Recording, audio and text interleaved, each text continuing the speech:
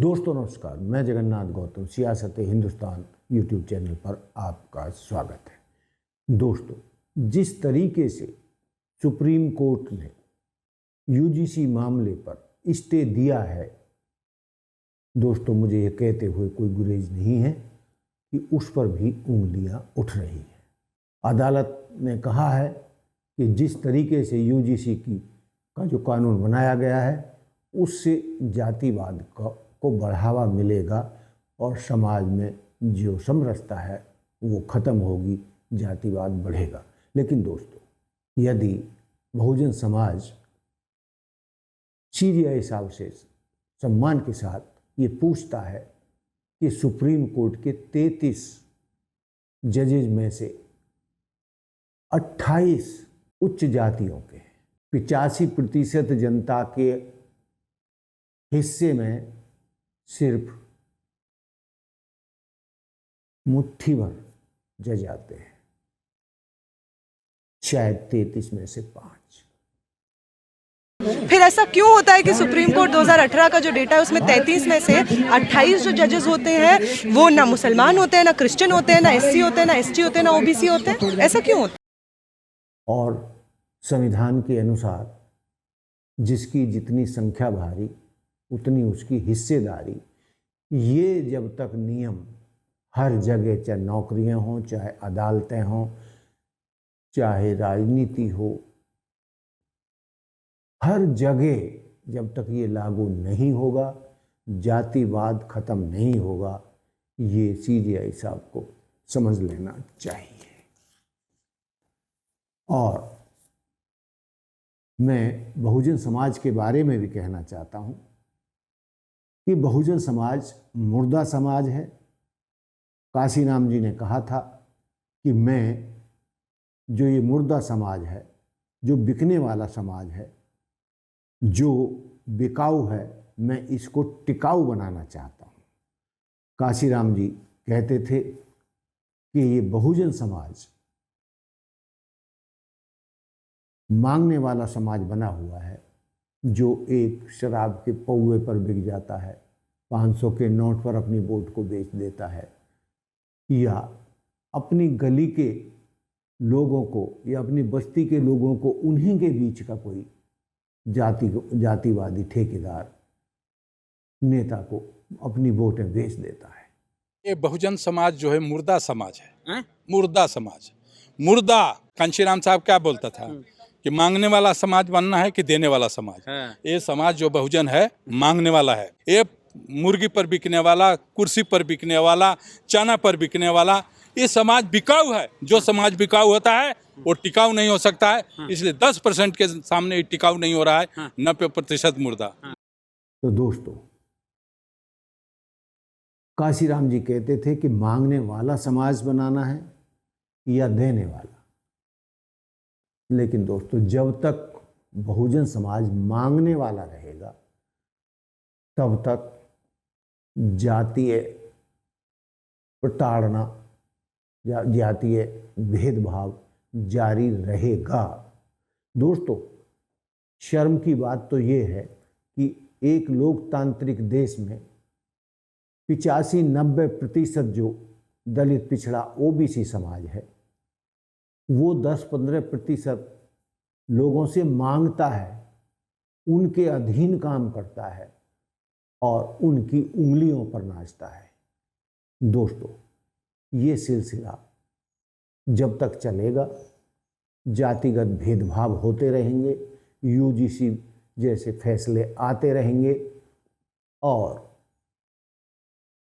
मुझे ये कहने में कोई तकलीफ नहीं है जो पूरे देश से दलित पिछड़े ओबीसी समाज पर सामाजिक अत्याचार से समाचार पत्र भरे रहते हैं या न्यूज़ चैनल भरे रहते हैं।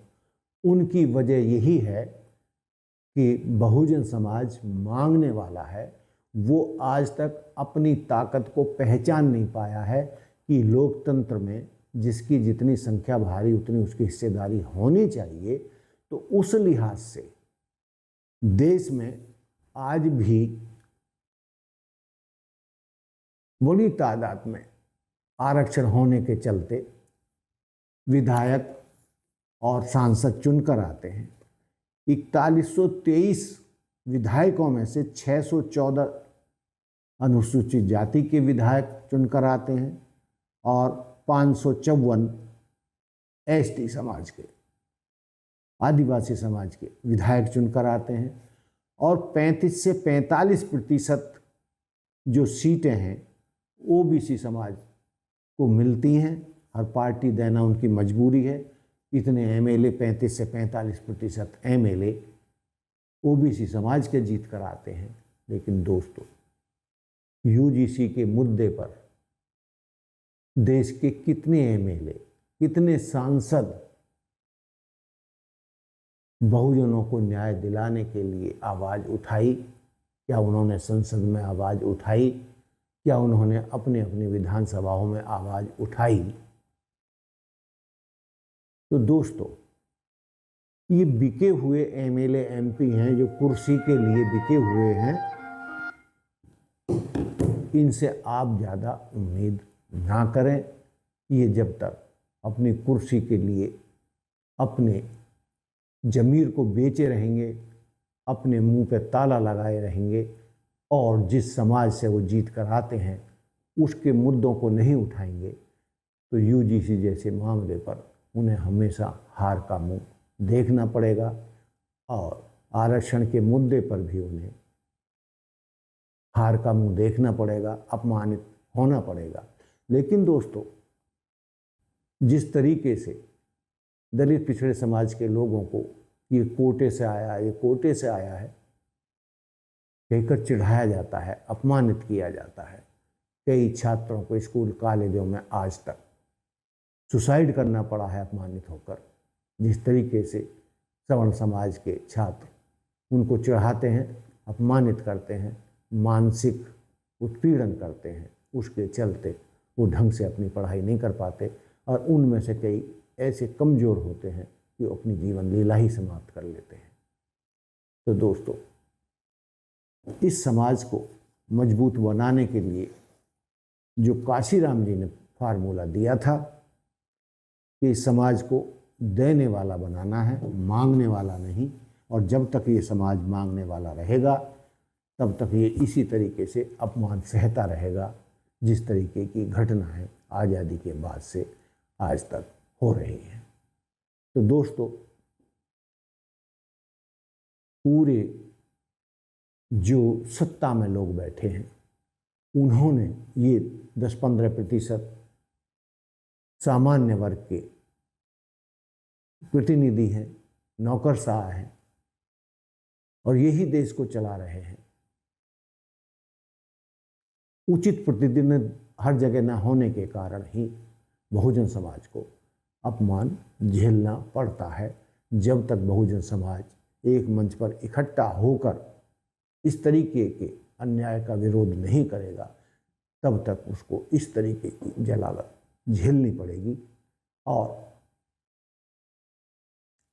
कब तक अम्बेडकर और मान्यवर काशीराम जैसे महामानव जन्म लेते रहेंगे, जब तक खुद बहुजन समाज अपने पैरों पर खड़ा होकर इसका विरोध नहीं करेगा, सड़कों पर नहीं उतरेगा, जुल्म का, अन्याय का विरोध नहीं करेगा और सहता रहेगा, तब तक ये अपमान झेलना उनकी नियति बना रहेगा।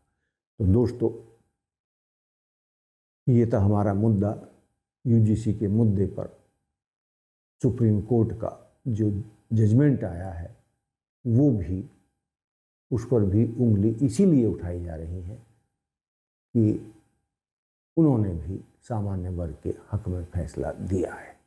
अभी मतलब स्टे है और इसको गोलमोल कर ऐसे ही इस कानून को कमज़ोर करके ख़त्म कर दिया जाएगा, ऐसा बहुजनों का मानना है।